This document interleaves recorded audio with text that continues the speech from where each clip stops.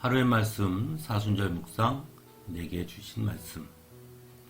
오늘은 시편 32편 1절에서 11절 말씀 함께 봉독합니다. 성경 봉독하겠습니다. 복되어라 거역한 죄 용서받고 허물을 벗은 그 사람, 주님께서 죄 없는 자로 여겨주시는 그 사람, 마음에 속임수가 없는 그 사람, 그는 복되고 복되다. 내가 입을 다물고 죄를 고백하지 않았을 때에는 온종일 끊임없는 신음으로 내 뼈가 녹아내렸습니다. 주님께서 밤낮 손으로 나를 짓누르셨기에 나의 혀가 여름 가뭄에 풀 마르듯 말라버렸습니다. 드디어 나는 내 죄를 주님께 아뢰며 내 잘못을 덮어두지 않고 털어놓았습니다. 내가 주님께 거역한 나의 죄를 고백합니다 하였더니 주님께서는 나의 죄악을 기꺼이 용서하셨습니다. 경건한 사람이 고난을 받을 때 모두 주님께 기도하게 해주십시오. 고난이 홍수처럼 밀어닥쳐도 그에게는 미치지 못할 것입니다. 주님은 나의 피난처, 나를 재난에서 지켜주실 분, 주님께서 나를 보호하시니 나는 소리 높여 주님의 구원을 노래하렵니다. 주님께서 말씀하신다. 내가 가야 할 길을 내가 너에게 지시하고 가르쳐주마. 너를 눈여겨보며 너의 조언자가 되어주겠다. 너희는 제갈과 굴레를 씌워야만 잡아둘 수 있는 분별 없는 노새나 말처럼 되지 말아라. 악한 자에게는 고통이 많으나 주님을 의지하는 사람에게는 한결같은 사랑이 넘친다. 의인들아, 너희는 주님을 생각하며 즐거워하고 기뻐하여라. 정직한 사람들아, 너희는 다 함께 기뻐하노하여라. 아멘. 오늘 말씀 중에 내게 주신 말씀은 2절 말씀, 주님께서 죄 없는 자로 여겨주시는 그 사람, 마음에 속임수가 없는 그 사람, 그는 복되고 복되다 라는 말씀입니다.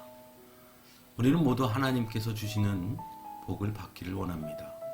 그리고 우리가 생각하는 복은 대부분 부족한 것을 채워주시는 것, 또는 지금보다 더 많은 것, 큰 것, 좋은 것을 생각하게 되곤 합니다. 하지만 오늘 말씀은 우리의 생각과는 조금 다른 의미에서 복을 바라보고 있음을 보여줍니다. 시편 32편의 저자인 다윗은 주님께서 죄 없는 자로 여겨주시는 그 사람이 복되고 복되다고 말하고 있기 때문입니다. 왜 다윗은 이런 고백을 한 것일까요? 다윗은 죄의 무서움을 너무나 잘 알고 있었기 때문이었을 것입니다.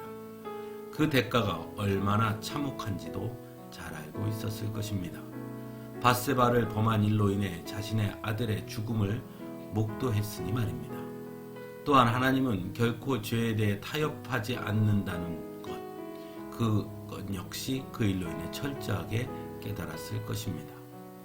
그래서 3절에서 그는 내가 입을 다물고 죄를 고백하지 않았을 때는 온종일 끊임없는 신음으로 내 뼈가 녹아내렸습니다 라고 고백하기도 합니다. 이러한 다윗의 고백을 통해 우리는 다시금 우리가 받은 하나님의 복에 대해 생각해 보게 됩니다.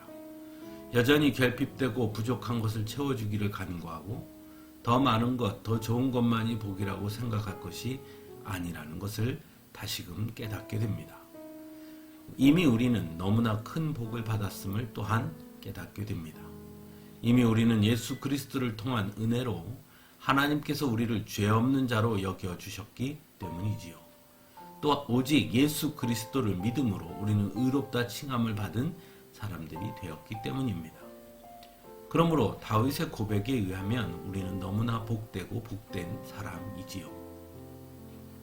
사람들은 흔히 자신이 가진 것보다 가지지 못한 것을 바라볼 때가 있습니다.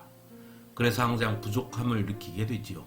물론 그런 생각이 있기에 현실에 안주하지 않고 우리 스스로를 더욱 발전시키기도 합니다. 하지만 때로는 그러한 시선은 우리에게 감사와 기쁨 또는 평안 같은 아주 중요한 것들을 빼앗아 버릴 수도 있음을 알아야 합니다. 특히 신앙생활에서는 더욱 그러하지요. 신앙의 핵심은 하나님과의 관계입니다.